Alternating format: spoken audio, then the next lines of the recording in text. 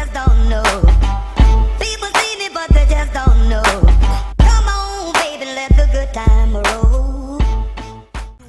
We're making a big move to start out this episode. I mentioned before I want to trade Omar Ashik.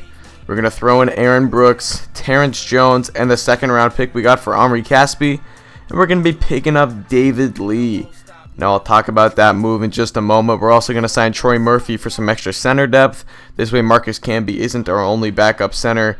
And that's a good thing because who knows how long Marcus Camby can last. But nonetheless, we're going up against the Oklahoma City Thunder in this episode. They are 18-11. We are 25-7, a red hot start for the Rockets. And we're doing so well, you may ask, why would you want to make that trade?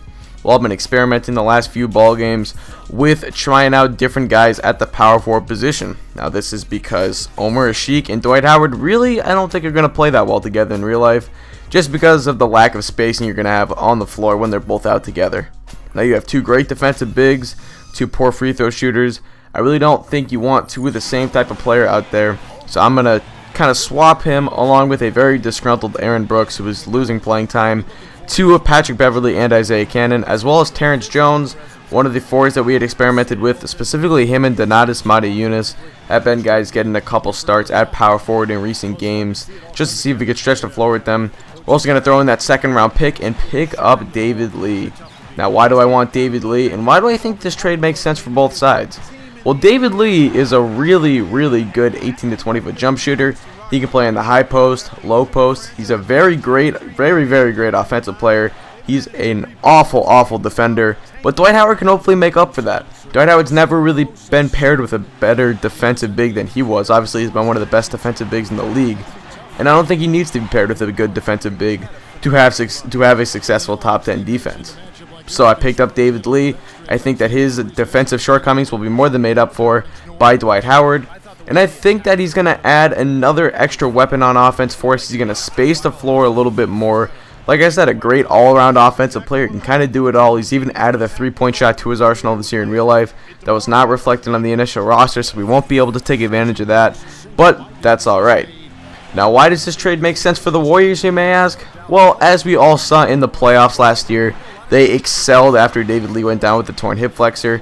He provided a couple minutes off the bench each game, really, for the second series against San Antonio, and I think he played in Game 6 of the first series against the Nuggets.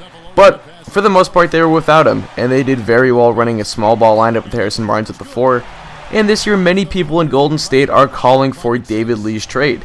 He's on a very bad contract. He's got 3 years left on it, about $43 million total. Bit of an overpay for a guy like that. With the NBA ever evolving towards a small ball era, the Warriors could look to make a move with David Lee at some point in the next year or two and try to go full-time with Harrison Barnes at the 4 after the recent signing of Andre Iguodala. Now, not only does this allow them to play Harrison Barnes at the 4, but it also gives them a really, really good backup center and probably their starter for the future. As Andrew Bogut's in a contract here, he's on the wrong side of 30 at this point in his career. He's battled injuries his entire career, including back spasms that have held him out so far in the preseason this year. And we'll see if they decide to re-sign him at the end of the year. And if they made this trade in real life, I bet you they wouldn't. I'd bet they'd move ahead full-time with Omar Ashik. Now, this move makes a little bit more sense in the game because in the real life, the cap hit on Ashik's contract is 8.3 each year. But and he's actually getting paid $5 million this year and then $15 million next year.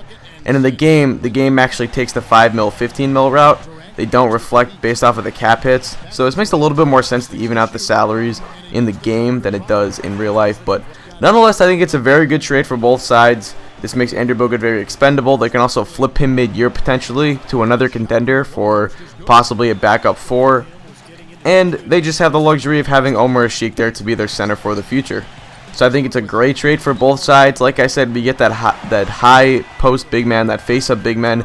We can play high-low with Dwight. He spaces the floor nicely. And I think it's just going to open up our offense a little bit more. And this is our first big test of the year. We've had some tough games against New Jersey, I should say Brooklyn, and Golden State. But both of those games, they were missing key players in Joe Johnson and Steph Curry. So this is our first really big test. And Oklahoma City is showing out right now. It's 40-36. Isaiah Cannon with the ball right now. Check out the sweep behind the back pass to Donatas Motiejunas in the corner, and I'm starting to learn Motiejunas' shot a little bit better. So I knocked down the 3 right there, but here comes Jeremy Lamb going to work on Patrick Beverly. He's going to put that one off the glass. That's no good, but Nick Collison, one of the best backup big men in the NBA, finishing that one home. But check out Patrick Beverly. I didn't even mean to do the little fadeaway animation right there, but we make it nonetheless, and it's going to be a 49-44 ball game. We cut the lead back down to 5 as we head into the half. The Thunder on top right now, playing in their home building. This is the rematch of the first round playoff series. It was the 1 seed versus the 8 seed last year that did go 6 games, and it was the infamous series where Patrick Beverly took out Russell Westbrook and ended up tearing apart his knee. So it's 53-46 ball game right now. We're looking for James Harden coming off the inbound. He's wide open for the 22-footer, and he knocks that one down. It's a nice little mid-range right there. The lead's still at 5. Now it's at 6. We get the ball back after a bad pass. Dwight Howard, he's not going to take that 3. Chandler Parsons will gladly, though, and he knocks that one down. A very, very effective spot-up shooter. And now after a James Harden and one, it's a tie ball game. Jeremy Lamb with the ball to D-Fish, and Derek Fisher makes his first shot of the game. A knockdown 3-point shooter still, even at his advanced age. But here's James Harden once again, a step in front of the 3-point line. But it does not matter. He knocks that one down. And the lead is now a 1-point lead for the Rockets. We're giving it to Harden once again. Another deep 2, but he's knocking him down. I'm not going to complain, even though that is one of the least efficient shots in basketball. But here we go. It's a 3-point game. They're taking it right up with Russell Westbrook. He's going to take the ball, try to get into the paint. Bad defense by James Harden, and he knocks that one down. So it's back up to a 1-point game. Now Houston on top. Jeremy Lin with the ball looking for James Harden. He's going to take that 3, and James Harden is red hot.